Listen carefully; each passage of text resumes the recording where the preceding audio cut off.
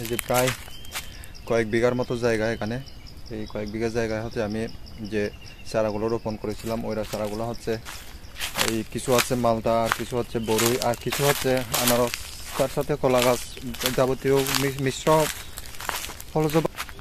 এই যে এই গাছগুলোর বয়স হচ্ছে প্রায় 3 বছর বা 3 বছরের একটু বেশি আর কি। এগুলা আপাতত এখন হচ্ছে এই গাছগুলোতে প্রায় ফলন দেওয়া শুরু হয়ে গেছে। আমি আপনাদের এই মুকুলগুলো দেখাই যে সবগুলো হচ্ছে এখানে সবগুলো মালটা। কৃষকের একটা স্বপ্ন হচ্ছে যদি কিছু করার পরে বা আপনি যদি একটা কিছু করার পরে যদি সেখান থেকে ফলন পেতে শুরু করেন তখন হচ্ছে মনে এমন একটা আনন্দ আছে যা প্রকাশ করা সম্ভব হয় না আর কি। দেখো এই গাছগুলা কত সুন্দর করে এই পাতাগুলা গোজাচ্ছে আর কি। এগুলার বয়স হচ্ছে 3 বছর আর কি, 3 বছরের মাঝামাঝি। গাছগুলা কিন্তু এখনো ছোট ছোট। এই গাছের বয়স কিছুক্ষণ আগে বললাম, এই গাছের বয়সগুলো হচ্ছে বর্তমান বয়স এই 3 বছর।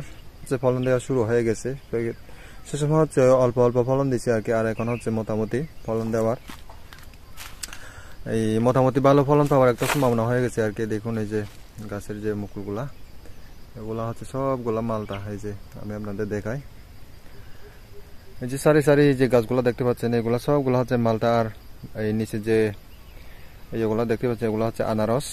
কারণ হচ্ছে এই গাছগুলা যতক্ষণ না বড় হচ্ছে ততক্ষণ হচ্ছে আমি আনারস চাষ করেই যাব। আর সেই সাথে হচ্ছে গাছের পরিশ্রম করাটা একটু সহজ হয় আর কি, যারা করেন তারাই বোঝেন। কৃষি কাজটা হচ্ছে এই পৃথিবীর মধ্যে হচ্ছে সব থেকে আমার মতে উন্নত একটা পেশা। কারণ হচ্ছে কৃষিকাজ যদি আপনি ঠিকমতো করতে পারেন বা ঠিকমতো যে কাজটা করবেন ওইটা যদি ঠিকমতো এই ফলাতে পারেন তাহলে হচ্ছে আপনার জীবনে অবশ্যই সফলতা আসবে।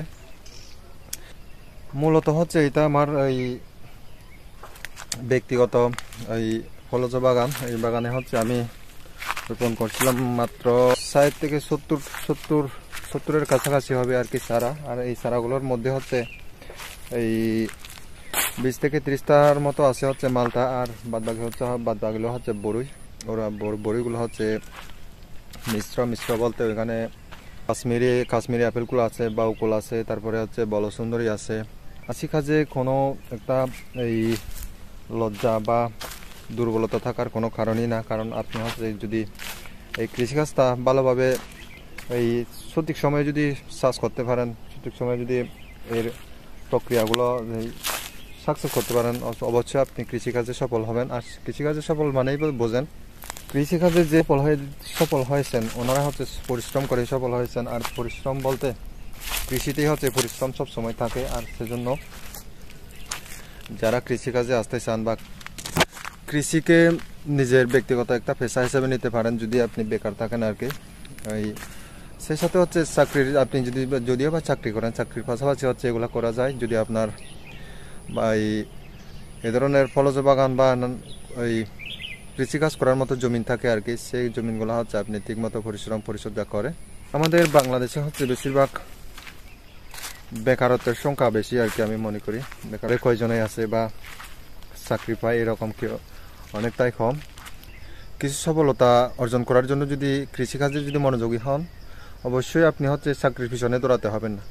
চাকরির পিছনে দৌড়াতে গেলে হচ্ছে এখানে টাকা ইনভেস্ট করা লাগে। আর চাকরিও বা যদি পান সে চাকরির পিছনে হচ্ছে বহুত লক্ষ লক্ষ টাকা ইনভেস্ট করা লাগে। এগুলো যদি ইনভেস্ট করতে না পারেন হচ্ছে আপনার জন্য চাকরি হবে না।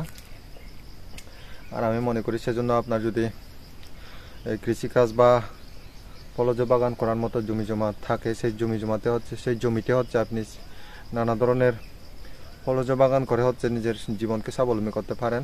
আর আমাকে দেখতে পাচ্ছেন এই যে আমার পিছনে যে এই পোড়া জমিগুলো দেখতে পাচ্ছেন যে সবগুলো হচ্ছে এগুলো এখন খালি করছি আর কি। এগুলাতে আমি আরও এই যখন বর্ষার মৌসুম শুরু হবে সে সময় হচ্ছে আমি এখানে আরও নানা ধরনের ফলজ গাছ রোপণ করব। মনে করেন লিচু, আম, আর এই মালটা, বরুই এ ধরনের আর কি।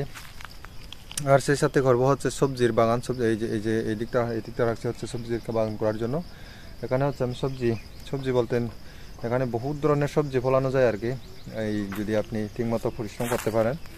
আর আমার ব্যক্তিগত জমিনে হচ্ছে আমি এই ফলজ বাগান করার জন্য যে পরিকল্পনাটা নিয়েছি সেই পরিকল্পনাটা এই